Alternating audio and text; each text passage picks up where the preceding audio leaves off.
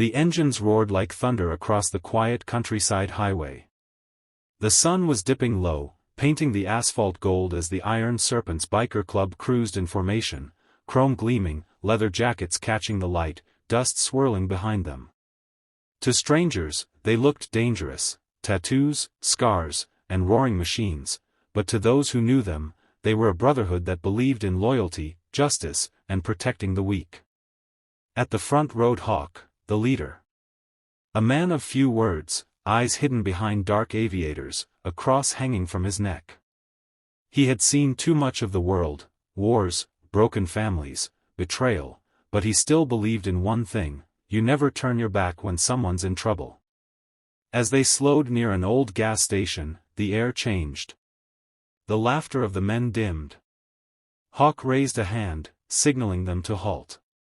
A small figure appeared on the side of the road, dust-covered, barefoot, and shaking. It was a little girl, maybe 7 years old, with tangled brown hair and eyes red from crying. She ran toward them, stumbling, waving her tiny hands desperately. "Please! Please, help my mama," she screamed, her voice trembling. "They're beating her. Please, come fast." The bikers froze. Hawk killed his engine, the silence heavy now except for the little girl's sobs. "Easy, kid," Hawk said gently, stepping off his bike. "What's your name?" Lily," she stammered, gripping her torn dress. "They're hurting my mama, at the trailer, just over that hill." "Who's hurting her?" asked Diesel, the big man with a scar down his cheek. Lily's lips trembled. "My mama's boyfriend. He came home angry, he was drinking again. He hit her with a bottle.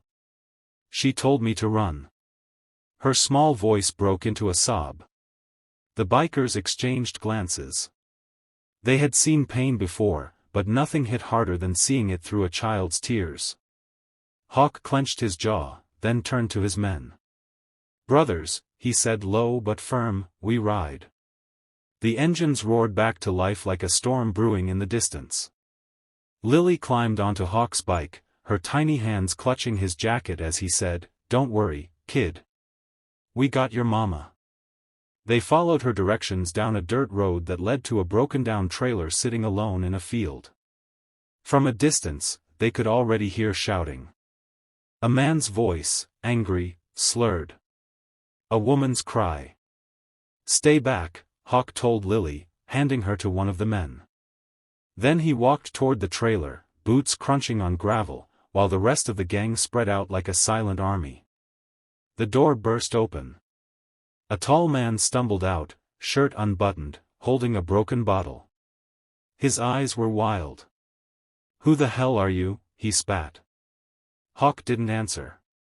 His eyes drifted past the man. Inside, through the doorway, he saw her. The mother. She lay on the floor, bruised and bleeding, struggling to sit up. The drunk man lunged forward. "You got no business here, biker trash." Hawk moved before the others could. He caught the man's wrist mid-swing and twisted. Until the bottle clattered to the ground. The man screamed, trying to break free, but Hawk's voice came out calm, cold. "You touch a woman like that again, and I'll make sure you can't lift that hand ever again." The rest of the bikers moved in, forming a wall.